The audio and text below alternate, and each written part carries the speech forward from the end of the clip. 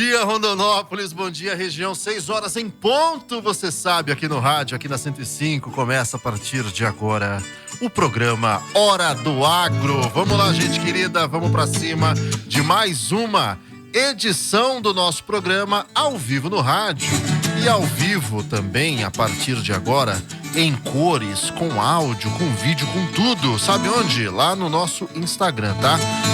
@programa Hora do Agro. Você tá com o celular aí, já abre seu Instagram, aproveita e já segue a nossa página também.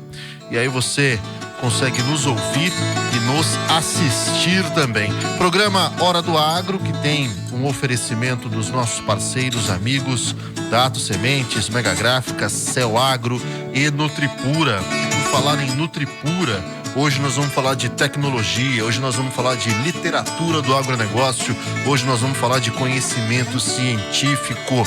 Comigo na bancada, o companheiro Dr. Leonardo Rezende. Bom dia, doutor, como vai? Bom dia, Robson. Bom dia, Nilton. Ô, Nilton Mendonça hoje na técnica, substituindo o companheiro Gino Rondon, verdade. Gino precisou dar uma saída técnica. Uma saída... Para fazer uma revisão no chassi. Foi lá em Campo Grande fazer uma revisão geral, mas segunda-feira está de volta. Bom dia para nossa audiência, bom dia para você que está aí em casa, abrindo as portas da sua casa para nós agora nessa manhã. Bom dia. Que esse programa seja abençoado e tenhamos um excelente sábado. Hoje estamos aqui com o Dr. Leandro Martins. Leandro, que é PhD em Nutrição e Produção de Ruminantes, zootecnista, e é o gerente de pesquisa lá da Nutripura. A Nutripura, que é nossa parceira, e mandou aqui o Leandro hoje, né, para bater um papo com a gente. Bem-vindo, Leandro. Muito obrigado pelo convite. Bom dia a todos, bom dia audiência, bom dia bancada, Nilton, Robson, Leonardo. Uma satisfação poder estar aqui, compartilhar um pouco do que a gente tem feito lá no Centro de Pesquisa e na pesquisa como um todo, não só na Nutripura, mas na área de produção de ruminantes. Muito bom. Quero fazer menção também ao nosso companheiro Silas Davis aqui cuidando das câmeras aqui do nosso estúdio. E você que está aí ouvindo o nosso programa, deixa eu já aproveitar e já te chamar para ser parceiro do Hora do Agro, viu, gente? Se inscreve aí no nosso canal, vem com a gente. Você pode ser parceiro, assim como a Nutripura é desde o início do projeto. Você pode ser parceiro no rádio e pode ser parceiro também nessa versão audiovisual, porque o bate-papo aqui sobe sempre pro YouTube, toda quarta-feira, viu? Às 19 horas. Inclusive, o programa do último sábado com a Norma Gato está lá, os cortes estão aí nas redes sociais, que a gente posta. Hoje o tal do corte, 1 minuto, 1 minuto e 30, viraliza bastante, mas vai lá ver o programa na íntegra, vê tudo, todos os ensinamentos que ela passou pra gente. Tem 1 hora de programa lá no YouTube com muito conteúdo, tá? Vai lá. Aí você já também se inscreve lá também no nosso canal do YouTube. Lá você vai ver que tem as marcas no estúdio. Você pode ser parceiro nosso. Vem com a gente nessa iniciativa, nessa missão nossa de levar conhecimento, de falar pelo agro. E sobre o nosso convidado de hoje, sobre o Centro de Pesquisas, Leandro, era uma pauta que nós, aqui no Hora do Agro, a gente estava matutando para fazê-la já há alguns dias, algumas semanas. Porque é importante as pessoas que estão ouvindo, que são de Rondonópolis, são da região, saberem a estrutura, saberem o quanto que nós temos de conhecimento científico aqui do nosso lado, aqui no quintal de casa, que é o Centro de Pesquisas da Nutripura. Quer começar contando história, doutor Leonardo? Bom, né? A trajetória do herói? Saber como é que o cara chegou aqui, né? Então vamos nessa. Ei, Leandro, conta pra gente, você é zootecnista, né? Como é que PhD em Nutrição e Produção de Ruminantes, como é que tu chegou até aqui, cara? Como é que tu chegou até a Nutripura e essa jornada toda, você chegou a gerente de pesquisa da Nutripura com toda essa bagagem? De onde é que você veio? Onde é que você nasceu? Você não é do Mato Grosso, é? Maravilha. Não sou, Leonardo, sou de Minas. Venho lá da região da Zona da Mata Mineira. Sou neto, bisneto, tataraneto. Na verdade, eu acho que não tem nenhum antecedente que não tenha ligação direta com o campo, seja ora na agricultura, ora na pecuária, né? Mas sempre na área do agro. Sempre na roça, como diz a mineira. Sempre na roça, Então eu nasci nesse ambiente, me criei. Meu pai foi produtor de leite, isso que criou a gente, minha mãe professora. E eu cresci nesse meio e sempre gostei muito, né? Então, quando eu descobri o que a zootecnia proporcionava, qual que era a proposta do curso, eu só não conhecia o nome ainda, mas era aquilo que eu queria fazer. Quando eu conheci o curso, eu não tive dúvida, e tive a felicidade, né, de ter próximo de casa a Universidade Federal de Viçosa, que era referência, né, nessa área. Tem um dos cursos de zootecnia mais antigos aí do Brasil, e fui fazer, fiz zootecnia, ganhei gosto pelo negócio, gostei da área de ruminante, né, como já era esperado, e daí só migrei um pouco, né, saí do leite, fui pro corte, e achando que o corte não acordava tão cedo, sabe? Aí eu fui conhecer confinamento. O leite era madrugada, e o confinamento é leitura de coxo, continuou de madrugada, minha avó. E aí continuei no mestrado, Leonardo, e no doutorado, lá pela Universidade Federal de Viçosa. No doutorado, eu tive a possibilidade de fazer uma parte dele na Austrália, né? Um sistema de produção que tem muitas similaridades com o brasileiro. Então, foi um tempo muito bom e isso agregou muito na minha formação. Voltei, iniciei um pós-doutorado aqui de volta, e aí surgiu essa vaga da Nutripura, inicialmente como pesquisador, né, e veio muito a calhar. E eu me inscrevi, deu tudo muito certo, e felizmente eu vim para cá em 2017, onde eu comecei lá no centro de pesquisa, inicialmente como pesquisador, e com o decorrer do tempo aí, me transformei, peguei a parte administrativa também e virei gerente de pesquisa na empresa. Ó, o caminho, vamos lá, vamos por partes aí. Falou de Viçosa, vai um abraço pro meu cunhado, pro Luiz Brito, lá em Bonito, que é formado lá em Viçosa, só que ele fez veterinária. E aí, eu vou até aproveitar agora, vou por interesse próprio aqui, tá, gente? Eu tenho o meu filho caçulo, o Matheus, tem 15 anos, e ele tá me perguntando, rapaz, mas vem cá, como é que é esse negócio? Ele tá naquela fase de saber o que vai fazer, veterinária eu não quero. Ele tem medo, falando que vai judiar dos bichos, não quero para aprender isso não. Zootecnia, como é que é? Eu falei, boa pergunta. Boa pergunta. Como é que é? Quando você falou zootecnia, você se identificou com zootecnia, mas o que você se identificou como zootecnia? O que o zootecnista faz? Bacana, né? Assim, o foco da zootecnia é a produção animal em si. E ela abre em vertentes principais, né? E as grandes linhas seriam o melhoramento genético, né, a nutrição e a parte de bem-estar. Essas seriam as grandes vertentes aí dentro da produção de zootecnia, e a forragicultura, né, que está dentro da produção também. E o foco é de fato produção. Então a gente permeia tanto a parte zootécnica, mas tem uma parte de gestão envolvendo o curso que traz uma base que era justamente o que eu queria. Falei, como que a gente está dentro de uma fazenda e otimiza esse negócio? Porque entender só da técnica, nem sempre o ótimo biológico está atrelado ao ótimo financeiro, por exemplo. E o desafio do zootecnista é justamente fazer as duas coisas andarem juntas, né? Então, administrar mais do que a produção animal, só administrar a fazenda como um contexto geral, né? Fazer aquele negócio ser, né, já entrando até um pouco na proposta do centro de pesquisa, ser produtivo, ser lucrativo e ser sustentável. Então, de certa forma, o curso dá um embasamento legal para a gente trabalhar nessas três vertentes aí. Então, a garotada que está ouvindo aí, ó, zootecnia, se você gosta de animais, você gosta de campo, você gosta de trato, de melhoramento genético, entender dos animais, não necessariamente tendo que ser um veterinário para ir lá aplicar injeção no olho do bichinho, tratar, lógico, a gente fala judiar, né? Mas é brincadeira, para tratar, mas para tratar, você sabe, é igual médico, quem não gosta de sangue... Não pode ter muita dor. Não é. Quem não gosta de sangue não vai fazer medicina, não vai fazer veterinária, mas zootecnia você pode fazer tudo isso que você pensa no bem dos animais, na condição, no bem-estar animal, você necessariamente tem que se envolver com sangue, né? Vai a dica aí, Matheus, você vai ter que assistir esse programa, garoto. Pega o código. Aí você vai ter que assistir o programa inteiro. E aí você terminou a faculdade, você falou que foi para a Austrália. Aproveita aí, é muito parecido o que a gente faz aqui no Brasil em termos de produção, de produção, né? Com a Austrália, qual que é a diferença? Como é que é essa pegada aí? Tá, legal, assim, a turma do corte vai muito para os Estados Unidos, né? Os Estados Unidos tem algumas similaridades em relação ao confinamento, mas Na área geral de produção, tanto vegetal quanto animal, o clima ele é muito determinante, né? Porque isso aí determina quais são as raças que vão melhor nesses ambientes, né? O que eu produzo em termos de insumo, qual que é o milho que vai melhor nessa região, qual que é a produção vegetal, isso reflete em nutrição também. Então a Austrália, né, por estar também no hemisfério sul, tem um clima muito similar ao nosso, existem muitas similaridades, né? Eles usam o zebu também, né? E lá eles têm basicamente todos os zebus que a gente tem aqui, mas a grande concentração, ao invés do Nelore, é o Brahma. E eles fazem um cruzamento lá com a Santa Gertrudes, que dá um mestiço que eles chamam de Draw Master, o mestre da seca, que vai muito bem. Na verdade, o desafio ambiental deles é muito maior do que o nosso, principalmente na área de cria, que pega centro-norte, margeia um deserto, né? A Austrália no meio é um desertão, né? Um deserto do Outback, né?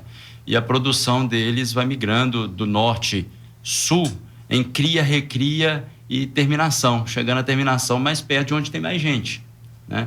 Então, assim, foi muito legal de ir, porque a gente sempre ouve a Austrália como uma referência muito grande no mercado internacional. Você vê a cotação do quilo da carne brasileira ou australiana no mercado internacional, a gente assusta, né? Geralmente a australiana está muito na frente em relação a preço, porque eles conseguem agregar muito valor, né? Primeiro, assim, eles têm um trabalho muito bem feito estatal na parte de extensão, principalmente, onde o produtor colabora de forma direta e isso retorna para ele em forma de pesquisa, em forma de informação, e o Estado está muito presente nisso, e a cadeia é extremamente organizada. É isso que é interessante de ver, apesar de todos os desafios são muito maiores. Imagina, eu visitei uma estação experimental lá que a turma estava bombeando água a quase 6 quilômetros, 5 quilômetros e pouco, para irrigar via gotejamento uma plantação de leucena para banco de proteína. É um negócio assim, talvez na região de Caatinga, aqui no Brasil, a gente teria um desafio desse.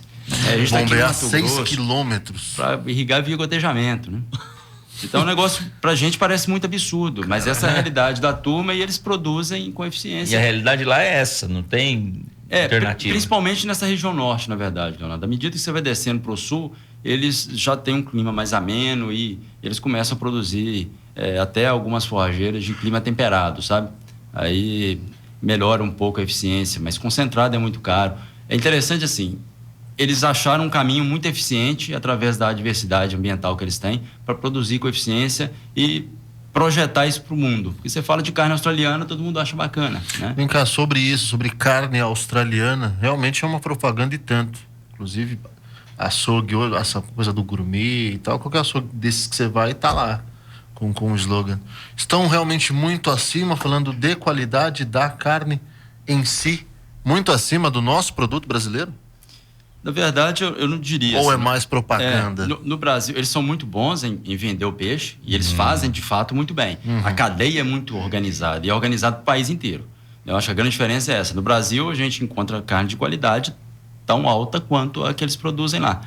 Só que a gente não consegue organizar a cadeia como um todo, igual eles fizeram lá. É lógico, né? Eles têm 1/10, mais ou menos, do número de produtores que a gente tem aqui. Então, pensando em volume, já é muito mais simples para organizar. Muito mais fácil organizar. A gente fala de um número aqui que é 10 vezes maior do que o deles. Então, é mais fácil de organizar. E, por outro lado, com a organização da cadeia, eles conseguem segregar isso muito bem. Eu visitei um boitel lá, e esse está bem na beiradinha mesmo, já entrando no Outback. Então, assim, uma dificuldade com água gigante, né? Mas o que era interessante era a organização. O confinamento ele já produzia para mercados diferentes. Então, o animal que não atingia níveis mais altos de qualidade, que geralmente é direcionado para o Japão, né? O Japão é um mercado extremamente exigente em relação à qualidade de carne. Eu tinha lotes destinados para o Japão. Então, aí eu tinha o Wagyu, eu tinha o Angus, eu tinha o lote direcionado para mercado interno, que também consomem alta qualidade. Exigente também. Né? E eu tinha os lotes que eram destinados para aquelas ilhotas da Ásia, aqueles países que margeiam, né? Filipinas, você pegar o entorno ali, principalmente o norte da Austrália, animal geralmente exportado vivo. E o sistema de produção já era direcionado para atender cada um desses mercados. O cara não estava deixando para abater o boi para depois ver qual A que é. organização deles, o planejamento deles é muito bem feito, é isso que você está dizendo. Muito bem feito.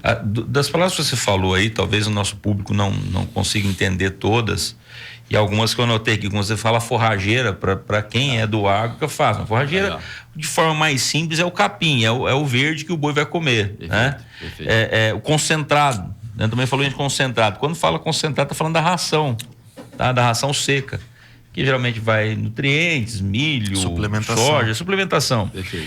Boitel também, ele falou em boitel. Para quem não sabe o que é o boitel, não é o lugar que o boi vai para dormir, não, gente. É o confinamento, é onde você fecha o boi numa área mais restrita e você oferece para ele esse concentrado, essa ração que é para ele poder engordar. Aí ele vai caminhar menos, vai ter água de qualidade no coxo o tempo todo, limpa, que isso é uma das coisas que se vê muito em confinamento, extremamente importante, e ração balanceada e em horários certos para ele comer e engordar. Ele está ali para comer e engordar. Exato, né? Exato. Então, juntando tudo isso, lá na Austrália, que você viu, a grande diferença deles, então, é uma cadeia muito mais organizada, desde a hora que da cria do bezerro, da vaca inseminada, pariu, nasceu o bezerro, desmamou, fez a recria, que é entre a desmama e aí para o confinamento, e aí quando vai para o confinamento já vai tudo destinado certinho. Ó, esse lote aqui não é igual aqui no Brasil, que geralmente você fecha o boi no confinamento e depois você manda para o frigorífico que vai definir para onde que vai esse boi. Separa depois. Você está engordando o boi. Hoje, mais você acaba, dependendo, você fala assim, não, esse boi a gente imagina que vai ser para a China, vamos colocar assim.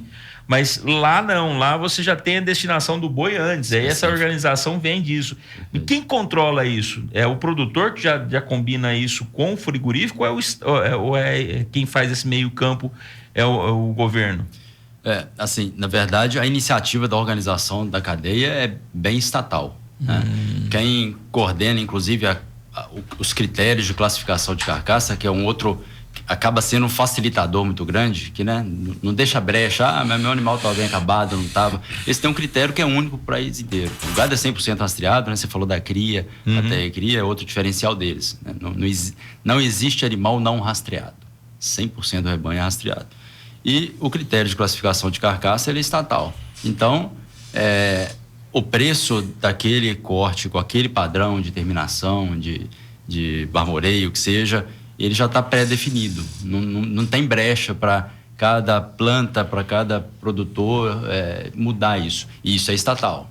Isso veio do Estado. É curioso de ver, nenhum dos países que a gente cita aqui, sempre que a gente cita concorrentes, entre aspas, no mercado, e eu coloco entre aspas porque, na verdade, não tem a capacidade que nós, Brasil, temos de volume de produção. Então, uma concorrência, se nós fôssemos organizados, seria até desleal, porque o nosso volume, nossa capacidade produtiva é muito maior.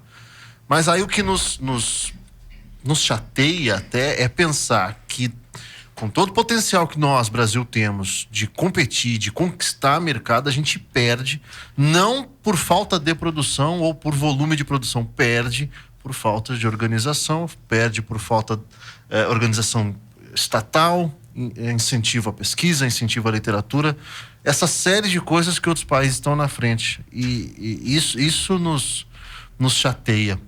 Em termos de volume, qualidade, que é o que a gente fez a pergunta agora da qualidade de uma carne e outra frente a frente, nós não perdemos nada. Quando o assunto vai para a organização, Exato. Aí nos incomoda. É o que pega. Coisa, não? É o que pega. E o potencial nosso produtivo é igual você colocou, né? Assim, quando a gente vê o cara irrigando leucena via gotejamento e vai no centro de pesquisa e tem 10 animais de 450 quilos equivalente num hectare. A gente recebeu visita de um grupo australiano há um tempo atrás, o cara fica maravilhado de ver aquilo, né? Que absurdo. É o sistema rotacionado, né? Que faz. Quando a gente fala... o Leandro está falando o seguinte: você tem uma área menor de pasto, tá? Isso não é confinamento, você tem uma área menor de pasto, em que você intensifica nesse pasto com uma qualidade maior de capim, com adubação, e com isso você consegue colocar mais animais. Então você imagina aí, você tem uma chácara Porque na sua chácara você tem 10 hectares. Você fala, 10 hectares, vou colocar 2 vaquinhas de leite e na seca ainda vai ficar rapado ainda. O rapado diz assim, não vai ter capim, vai ter que dar uma pinça para cada um para poder achar o que comer, né? E o óculos verde. Enquanto lá no centro de pesquisa, em outras fazendas acompanhadas pelo Nutripura, você tem pastagem, em que você faz o sistema rotacionado que a gente fala, em que você tem piquetes e você vai rodando o gado. Então, em piquetes, vamos colocar 10 hectares dividido em 4 piquetes, 2,5 hectares, você vai colocar e nesse piquete todo, se a gente está falando de 4 animais por hectare, se a gente está falando de 10 hectares, você vai colocar 40 animais rodando em 10 hectares. 40. E com qualidade, engordando. Até mais, né? Até mais, mas você está falando de média, né? E aí, a hora que vem para a seca, você vai e fecha esse animal no confinamento. Então, o que você faz? Quando a gente fala aqui várias vezes de intensificação e que a tecnologia, que isso é uma das coisas que vocês fazem lá no centro de pesquisa, esse estudo de tecnologia para fazer essa gestão, com essa tecnologia você consegue ter maior produção em menor área. Ou seja, você aproveita muito mais a área que tem. E quando a gente defende isso para toda a cadeia produtiva, para todos os produtores, consequentemente, você vai conseguir aumentar a produção sem necessariamente ter que derrubar. Sem aumentar um palmo. Sem aumentar nada, derrubar nada. A gente fala muito aqui. E que isso tem sido feito constantemente, só que se fala pouco. Exato. Se fala, a missão nossa, Hora do Agro, justamente por conta disso. Porque se fala pouco. Tem gente que está nos ouvindo, como eu disse lá na abertura, está nos ouvindo agora e não imagina que isso acontece no quintal de casa. Exato. Que isso acontece aqui, gente. O Centro de Pesquisa Nutripura é aqui em Pedra Preta, gente. É aqui. Você pegar seu carro aí agora, em 5 minutos você está ali na porta. É aqui. E as pessoas não sabem disso.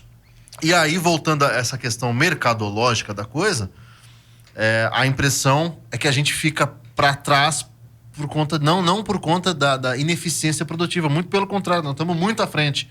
Outras coisas entram nesse circuito e provocam esse ruído. E nos atrapalha em termos de mercado e nos atrapalha até quando o assunto é comunicação interna. E aí a gente já falou aqui críticas à comunicação de governo, que por si só é um desastre, mas quando vem para falar do agro especificamente, aí a coisa piora e piora muito. E esse é um grande problema nosso que nós temos hoje. Vamos começar a falar do centro de pesquisa. Vamos para o intervalo, Nilton? Quer chamar o intervalo? 6h20. Ainda agora não?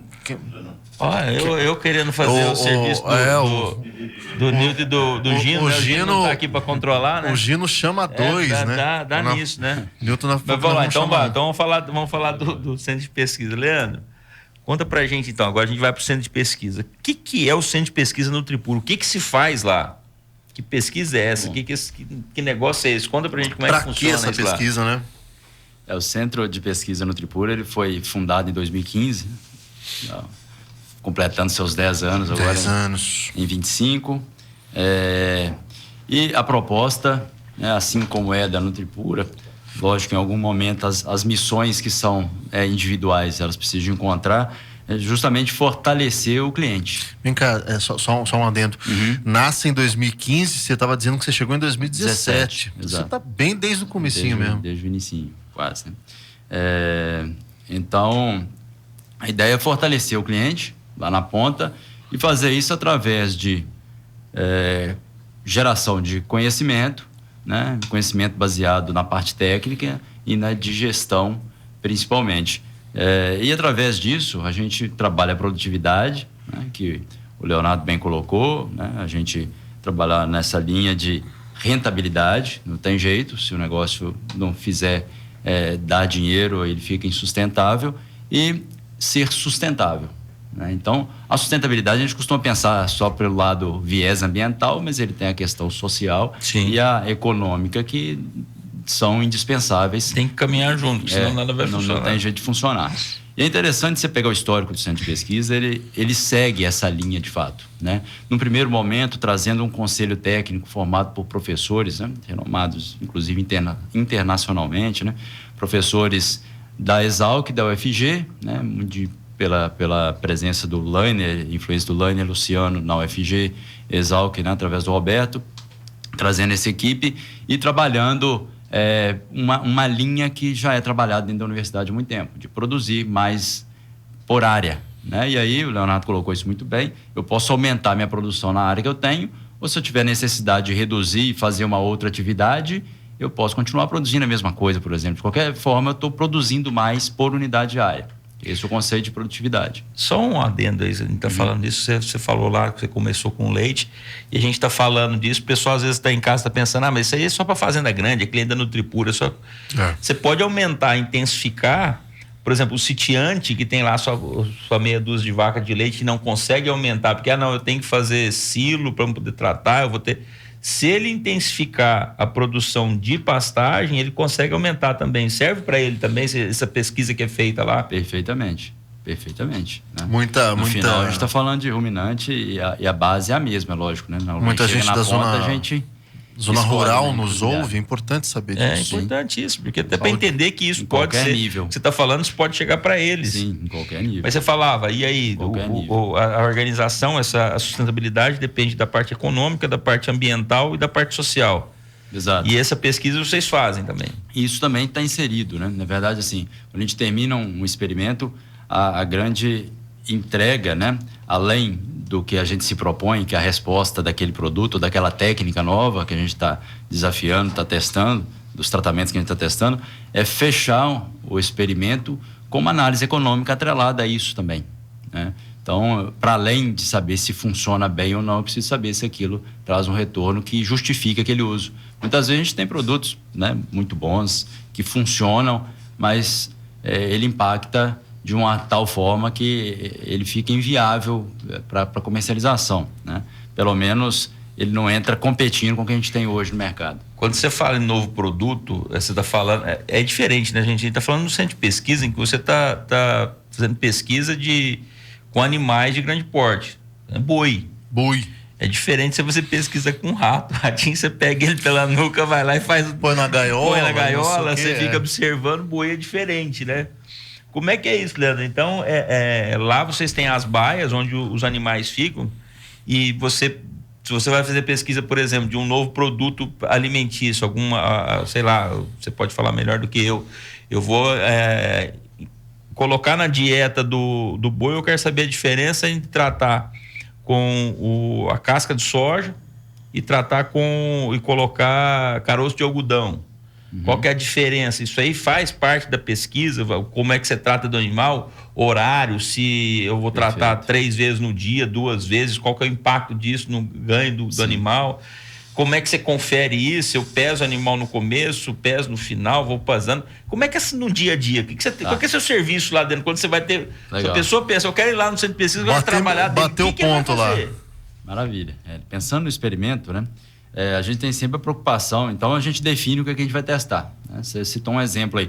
Tem bastante coisa que a gente já tem consolidado na literatura, né? A gente, o que já tem isso consolidado, a gente acaba fazendo uma reunião desses dados, né? Uma revisão bibliográfica, alguma coisa do tipo. Vamos para lá e vamos começar um experimento. E a gente determina 2 tratamentos. Eu vou comparar o produto A com o produto B, ou a influência. De repente, misturando um DDG com a casca de soja e com o caroço de algodão. E o DDG, para quem não sabe, o DDG é o resíduo, né, da produção, o coproduto, na verdade, da produção do etanol, né? Para produzir o etanol de milho, usa-se o amido, basicamente, tudo que sobra do milho. Que sobra é o tal é o que a gente chama de DDG. Eu falo que o boi é a melhor usina de processamento de resíduo que existe. Isso é e transformando isso em proteína. Muito bom para o meio ambiente, né? E aí? A gente vem para isso. Bom, então a gente determina. Eu preciso fazer essa comparação porque eu não tenho essa resposta e o cliente vai usar, porque eu tenho disponível esses produtos e se o preço for interessante, ele vai querer usar. Pode usar? Qual que é a combinação ideal de se usar? Até que nível eu posso usar? Bom, então esse é o problema. A gente inicia sempre um projeto por um problema. A gente... Tendo esse problema, a gente vai projetar como vamos executar. E aí a gente recebe um lote de animais. A gente está falando de um confinamento experimental de 1.200 animais, né? 1.200 animais é muito diferente do que a gente geralmente faz dentro da universidade.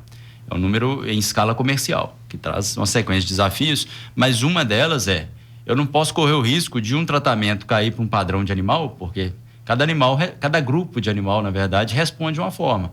Um animal que passou alguma restrição alimentar na recria, por exemplo, ele chega no confinamento, a gente chama de ganho compensatório. Esse animal agora está num ambiente muito bom, nutricionalmente falando, e ele ganha muito mais peso do que aquele que já vem ganhando peso a vida inteira. É igual que a pessoa que passou muita fome, Exato. chega para comer e ataca, né?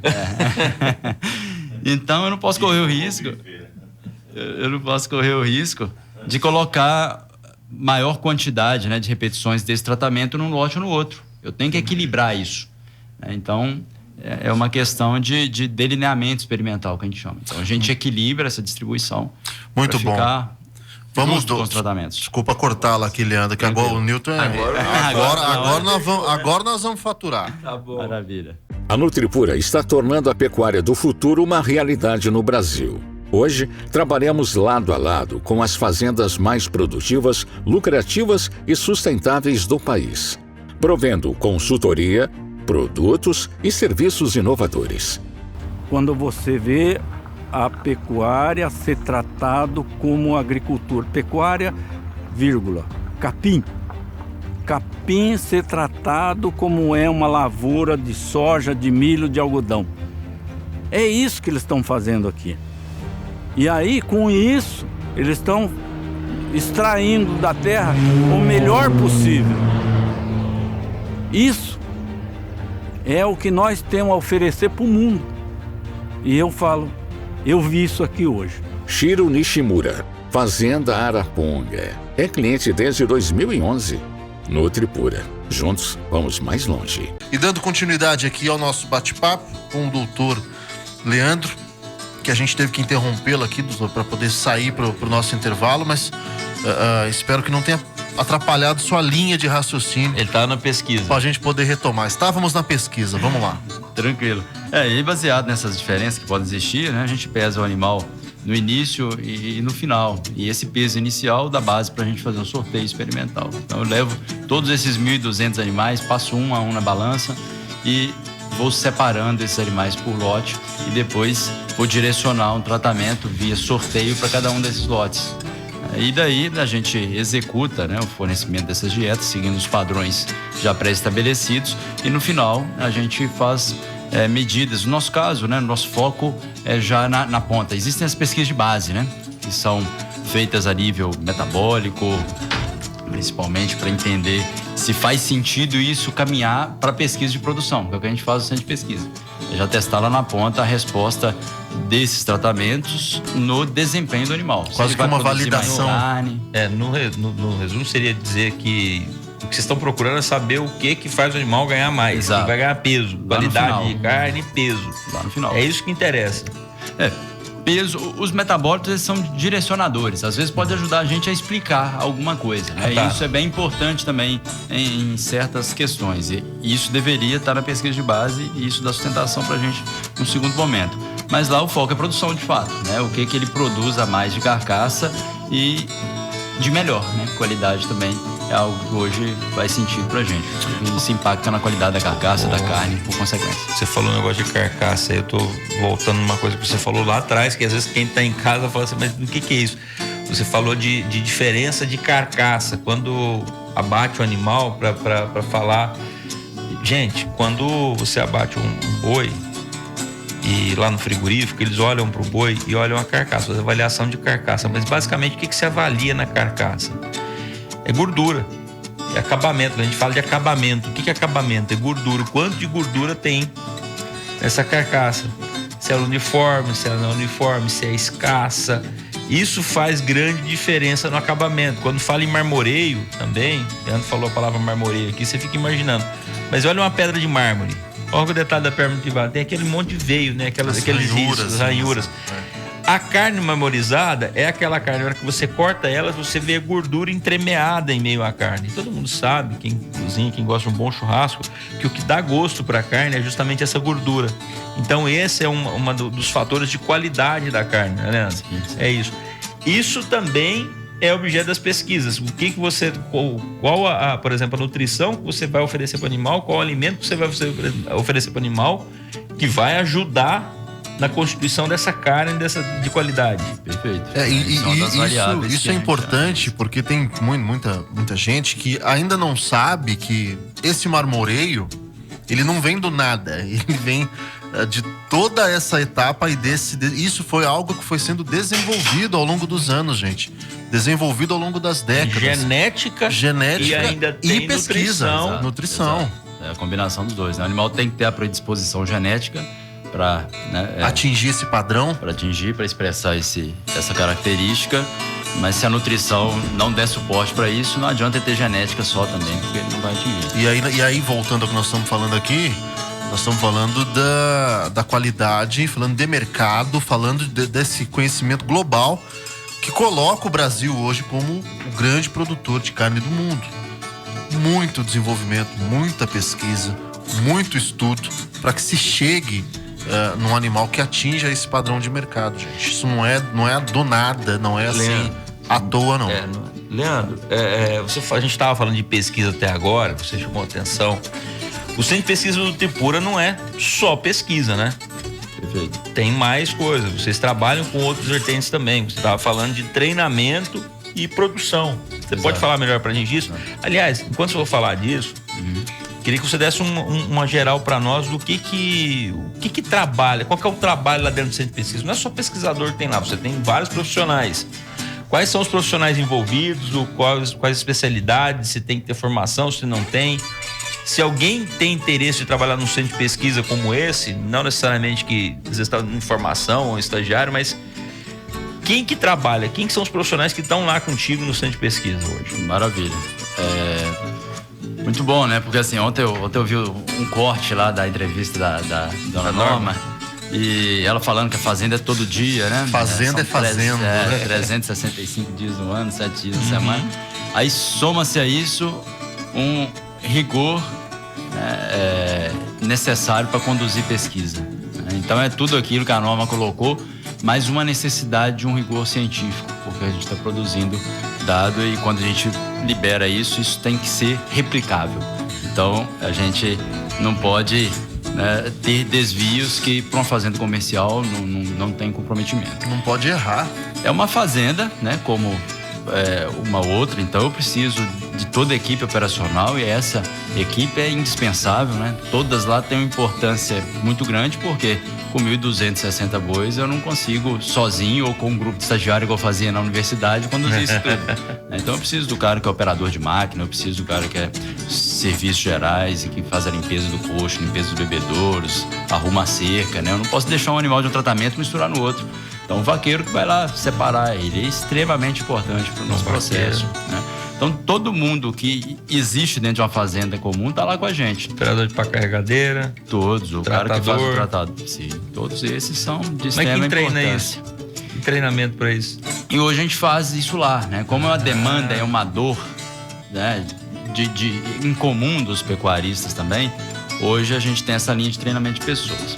E essa linha de treinamento de pessoas, ela faz, né, uma outra vertente voltada para a composição de equipe da própria Nutripura e tem um trabalho, né, onde a gente oferece treinamentos para colaboradores de clientes hoje, basicamente. Então vem um público externo que faz, né, a gente tem 5 treinamentos hoje, um de gestão de fazendas, aí mais direcionado para o gerente, tem um de controladoria, que é outra parte muito importante hoje dentro de uma fazenda, né? É a pessoa que controla todos aqueles números e produz informação para dar base para as tomadas de decisão. Temos o de supervisor de pasto, é o cara que está lá no dia a dia conduzindo bem esse pasto que a gente falou aqui, que a gente coloca 10 animais em 1 hectare, né? Não é tão simples de conduzir isso, precisa de alguém estar ali, porque as coisas acontecem muito rápido, né? O Guilherme Silva teve aqui há um tempo atrás falando do Conect Pasto, né? Falou muito bem disso. Temos de supervisor de confinamento e temos do tratador. Esse cara que é tratador, ele é extremamente importante, porque ele está na ponta da lança. Se ele não fizer o trabalho bem feito, se ele não distribuir bem essa dieta, se ele não misturar bem essa dieta, lá o resultado está todo comprometido. Então ele é uma peça fundamental. Na verdade, a gente fazia a analogia com a engrenagem, né? Mas eu escutei uma esses dias que é melhor. É um organismo, é um corpo humano, né? Se seu mindinho começa a doer, sua cabeça já atrapalha, seu foco já diminui. Então é mais do que uma engrenagem, né? O negócio é mais complicado. É impressionante como, parece clichê, mas nesse caso é real mesmo, como cada peça é absolutamente fundamental. Não tem gambiarra, não tem como ter gambiarra. É fundamental, de ponta a ponta. Quem está na literatura, quem está lá dentro pesquisando, quanto quem está tratando do animal lá do outro lado. E eu preciso dessa equipe, né? Da equipe de pesquisa, para além do que tem normalmente numa fazenda. Você falou dessa equipe, dessa conjuntura toda. Agora uma curiosidade, até para quem está em casa, a gente fala de alimento, da alimentação, do trato. Quantos componentes, em regra, vão na ração que vai servir para o boi lá no coxo? Tem alguma coisa que você pode, às vezes, ter um produto que você vai falar assim, esse aqui eu não posso falar porque isso aqui está em pesquisa, mas enfim, quantos componentes vão nessa alimentação? Essa alimentação é balanceada? Tem uma pesquisa do que vai servir para o boi? Ou é igual a gente acorda de manhã, vou lá, é café, pão, manteiga, eu não quero saber quanto que tem de nutriente, quanto não tem? Um cafezinho correndo para acordar e acabou. É altamente balanceada, sabe, Leonardo? Assim, na parte de nutrição animal, de forma geral, né? A gente fala que a precisão, ela tende a ser, inclusive, maior que na nutrição humana, porque a gente consegue abater o animal para ver o reflexo daquilo que a gente faz com ele, né? Então, os estudos e exigências são, né, boa parte, baseadas em abates comparativos, que a gente chama. Então, isso traz uma precisão muito grande, porque eu tenho a resposta no que realmente acontece com o animal quando eu forneço aqueles nutrientes, né? Então, a precisão é muito grande hoje que se trabalha na nutrição animal, né? Seja com animais ruminantes ou não ruminantes.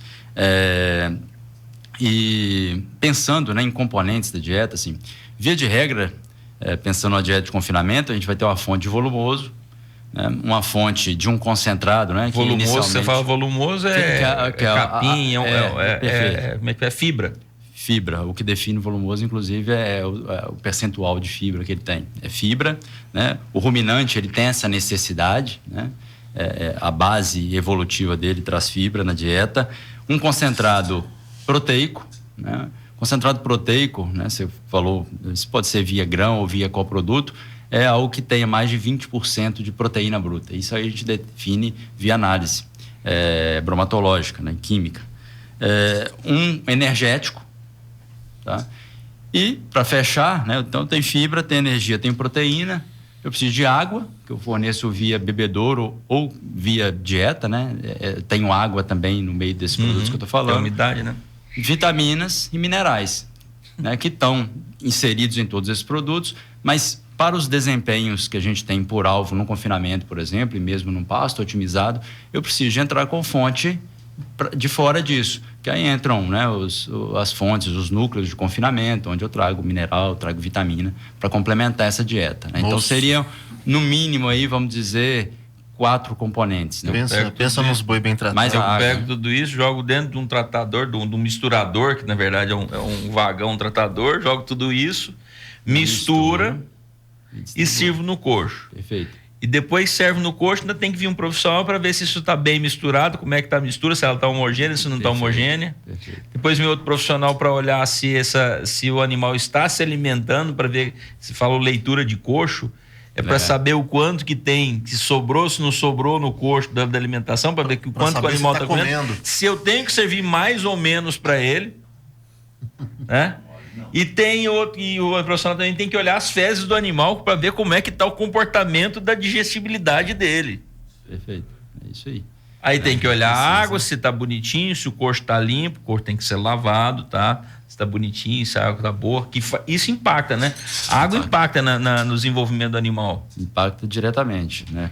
Assim, o ruminante, ele é pouco seletivo, né, para água suja, ele consome.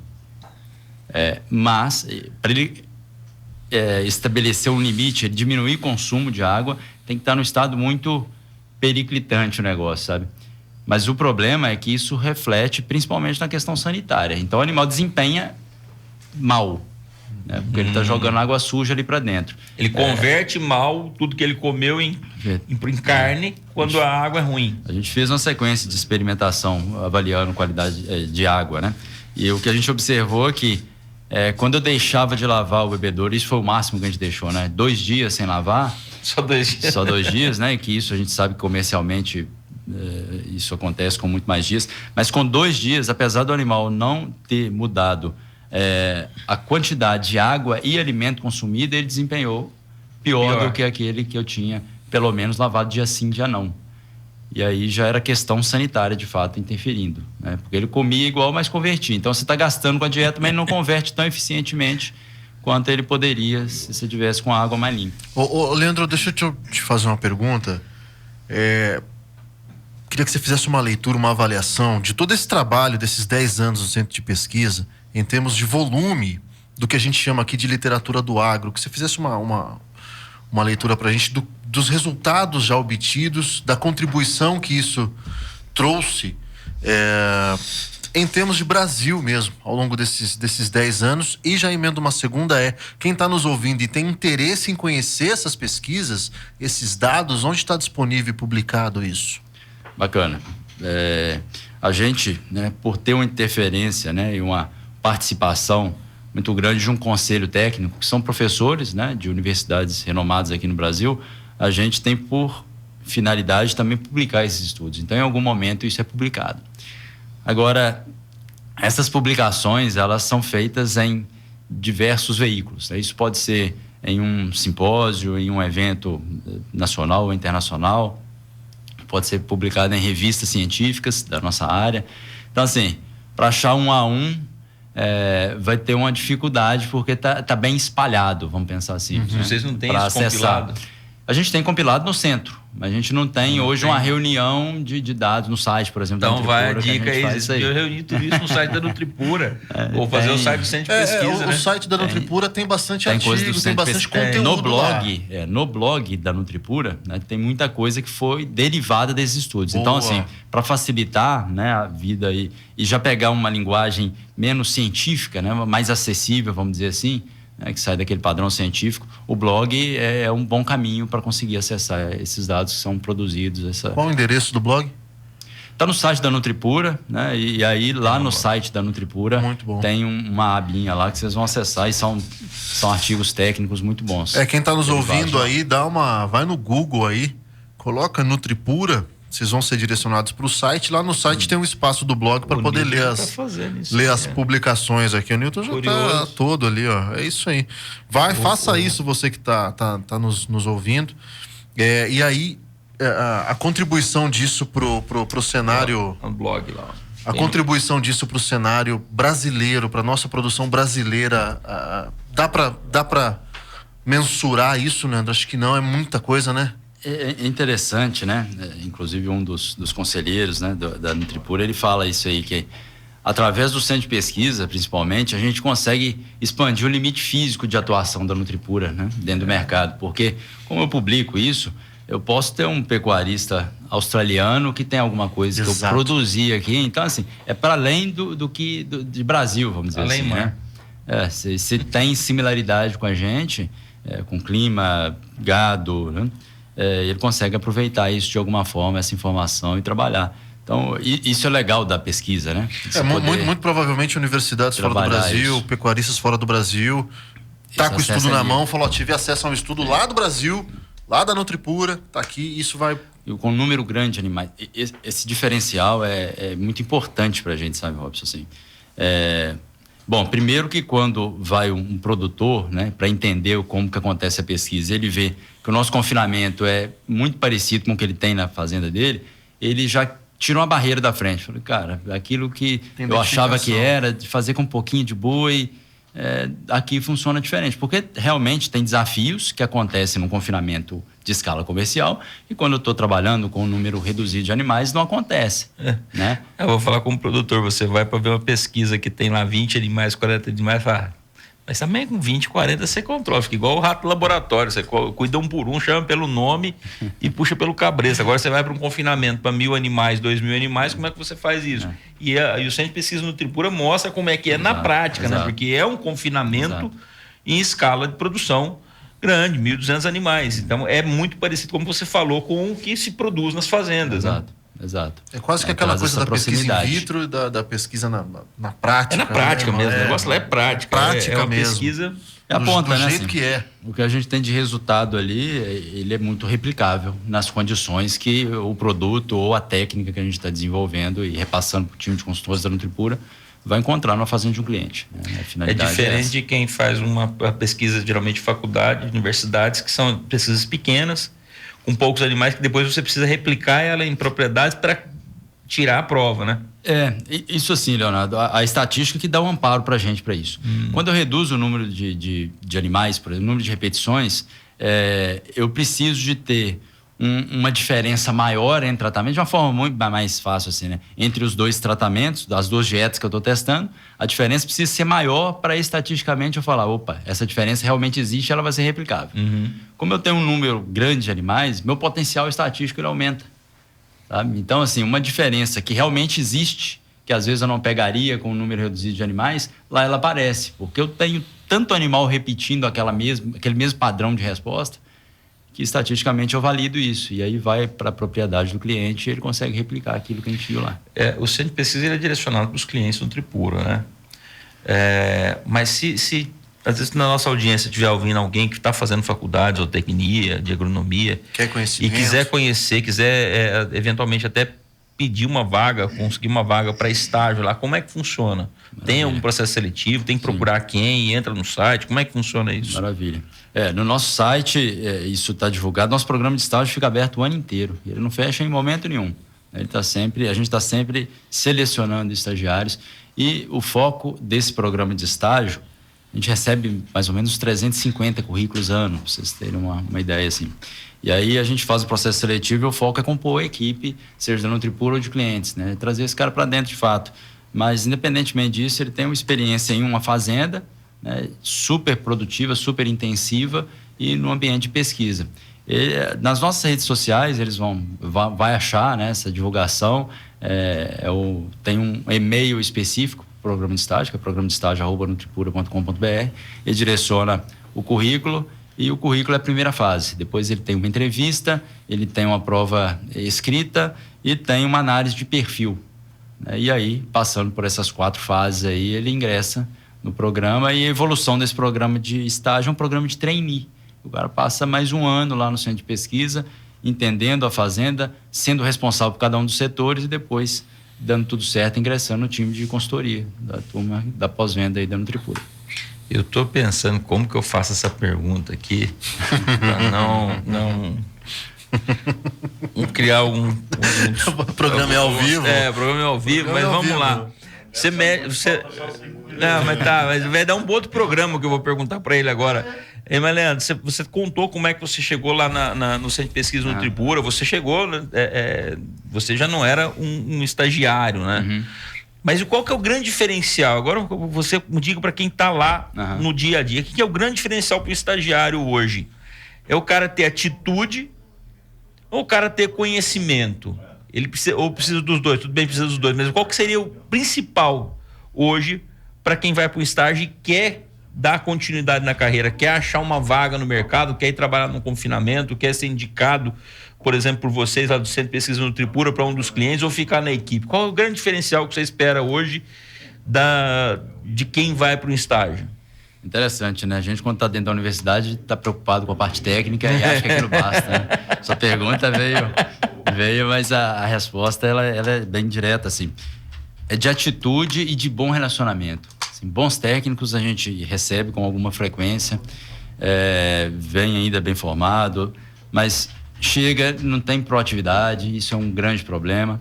Ou chega e é proativo, tem uma boa base técnica, mas é ruim de relacionamento. Eu estou falando lá, é um organismo vivo e a Norma ontem falou das fazendas e não tem jeito de tocar uma fazenda e pensando em produtividade, em sustentabilidade, seja econômica, né, que aí vem pro viés de rentabilidade também, sem muita gente. E o cara que é ruim de relacionamento, o cara que não tem um perfil de trabalhar em equipe, não consegue ficar. Então é a maior barreira hoje, nossa. De fato, é relacionamento e esse cara que quer fazer. Você já veio para Nutripura também, olha como é que são as coisas, né? Você já veio formado, já veio com mestrado, já veio com doutorado. Você chegou a pular para cima de trator já? Algumas vezes. Algumas vezes. Do cavalo, do trator, né? E é uma necessidade. E para além, assim, quem conduz pesquisa não pode nunca estar distanciado da operação, né? Como eu disse, se o tratador ele cometer algum erro porventura e tratar a dieta no coxo errado, isso vai para o erro experimental, que tá. Ele tem uma tolerância, a gente prevê ele lá na análise estatística, né? Diz que tem 2 certezas, a morte e o erro estatístico, esses aí no então, experimental, esse não tem jeito. E mas os a gente impostos? precisa de reduzir. E os impostos? Mas a gente precisa de reduzir isso sempre. Então, você conduz pesquisa e não está disposto a estar lá realmente no campo, vendo o animal, vendo o confinamento, participando do dia a dia, não tem milagre. Sua resposta vai vir, mas a veracidade daquilo e a replicabilidade daquilo é que vai estar em xeque. Então não tem jeito de distanciar da operação. O pesquisador lá no centro de pesquisa não é o cara que vai ficar só na pranchetinha não tem ou jeito. dentro do escritório olhando os números, as informações.